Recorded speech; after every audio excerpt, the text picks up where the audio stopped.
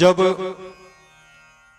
Doctor Radhakrishnan राष्ट्रपति थे, उस वक्त में उन्होंने बहुत स्कूलों में वैदिक शिक्षा लगवाई।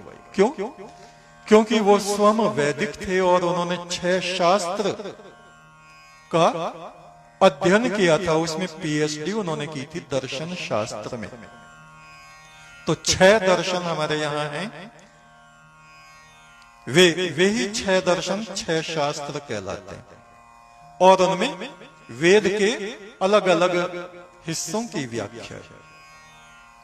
वेदों की व्याख्या ही उन 6 ग्रंथों में है, शास्त्रों में है।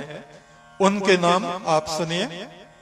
योग, पतंजलि योग जैसे यम, नियम, आहार, विहार, आसन, आहार, प्रत्याहार, आसन, धारणा, ध्यान, समाधि, ये सारी चीजें। और ये वेद का अंग है। वेद, आप पूछेंगे वेद में कहां है? 10वें मंडल के अंतिम जो सूक्त आते हैं उनमें कुंडलनी, जागरण, योग, ये सब। क्योंकि हमने पढ़े नहीं, हमें पढ़ाए नहीं गए, स्कूलों में नहीं पढ़ाया गया हमें, तो हमें पता नहीं कि हमारे वेद में ये योग शास्त्र, ये योग विद्या है। यजुर्वेद के अंतिम अध्याय में आत्मविद्या, जो उस सूर्य में चमकता है वो ही मुझ में, सो अहम, इसकी व्याख्या है दूसरे शास्त्रों में। न्याय दर्शन, योग दर्शन, मीमांसा दर्शन, सांख्य दर्शन, न्याय दर्शन, वैशेषिक, मीमांसा, उत्तर मीमांसा यानी वेदांत। वेदों के ज्ञान को जो हमारे ऋषियों ने हद तक पहुंचाया, वहां तक। आत्मा में, इस शरीर में आत्मा और आत्मा में उस परम ब्रह्म की उपलब्धि प्राप्ति कैसे करें? प्रैक्टिकल करके।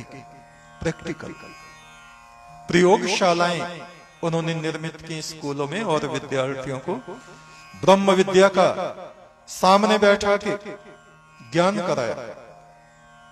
वशिष्ठ मुनि ने प्रभु राम को सामने बैठा के, देखो ये तुम्हारा मूलाधार है, ये इससे ऊपर ये चक्र, इससे ये नाभि चक्र है, अब हृदय चक्र, कंठ चक्र, इनमें ये चेतना ये ऐसे चढ़ती है, ये जा रही है।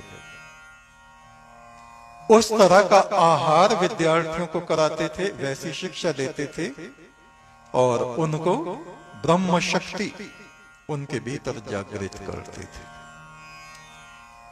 प्रभु राम के समय में, कृष्ण महाराज के समय में ये विद्याएं थीं। आज भी कहीं ना कहीं होंगी, तिब्बत वगैरह में। तिब्बत हमारे भारत का हिस्सा है। चीन, कैलाश चाइना का नहीं है, कैलाश हमारा भारतवर्ष का है। वहां आज भी इस तरह के योगी हैं जो इन विद्याओं में पारंगत हैं। परकाया प्रवेश, दूसरे के शरीर में प्रवेश कर गए किसी श्रेष्ठ उद्देश्य के लिए। जैसे शंकराचार्य, आदि शंकराचार्य ने एक राजा के शरीर में प्रवेश किया था। तो ये वेद विद्या है, ये वैदिक विद्याएं हैं। टेलीपैथी, यहां बैठे दूसरे देश का हाल जान रहे हैं, वहां के किसी व्यक्ति से संपर्क कर रहे हैं, सूक्ष्म शरीर से वहां पहुंच गए। ये सारी विद्याएं हमारी भारतीय संस्कृति में, इन शास्त्रों में यही, इन्हीं विद्याओं का प्रच्छन्न रूप से, खुले रूप से नहीं, प्रच्छन्न रूप से इनका वर्णन किया। क्योंकि अगर उसको खोल देंगे उन विद्याओं को, तो जो अयोग्य व्यक्ति हैं, लोभ में डूबे, लालच में डूबे, क्रोध में डूबे, वे उन विद्याओं का दुरुपयोग करेंगे। इसलिए इन शास्त्रों में भी, वेद में भी गोपनीय कर दिया, शास्त्रों में भी गोपनीय कर दिया, और ऐसे इनके सूत्र बना दिए जो जल्दी से किसी को समझ ना आए। केवल योग्य व्यक्ति ही उन चीजों को प्राप्त करेंगे। जैसे हमारे यहाँ आप देखें 9 देवियां, क्या है ये? 9 विद्याएं, विद्याएं। उनके डायग्राम बना रखे हैं। कोई गधे पे बैठी है, समझ नहीं आ सकता देवी गधे पे क्या कर रही बैठी।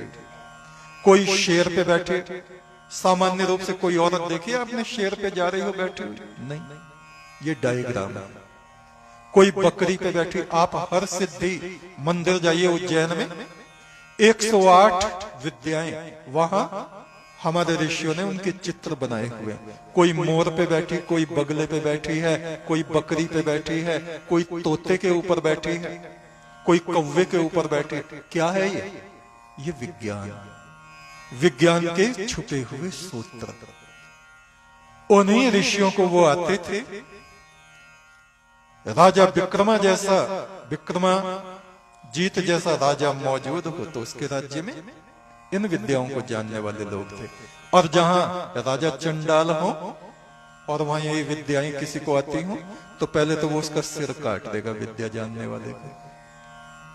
या तो मेरे लिए सोना बरसा दे या तलवार। जहां धर्मात्मा राजा होते हैं वहीं पे परमेश्वर इन विद्याओं को उगाता है, पैदा करता है। जहां पाप आत्मा लोग होते हैं वहां ये विद्याएं अपने आप वहां से हट जाती हैं, चली जाती हैं, अलोप हो जाती हैं। राजा हो, साधु संत हो, जो पुण्य आत्माएं हैं उनके यहां ये विद्याएं, ये सिद्धियां, ये विज्ञान स्वतः प्रकट होने लगता है। आप अपनी आत्मा को पवित्र बना लो, पुण्यशीला बन जाओ, आपके भीतर अपने आप ये शक्तियां आने लगेंगी। आपको कहीं ना कहीं से कहीं ना, जब हम योग्य बन जाएंगे उसके, जाए दूसरे लोगों से कोई आके हमें बताए, वो बताएंगे। और जब हम उसके योग्य ही नहीं हैं, वे भी चुप है, मौन है।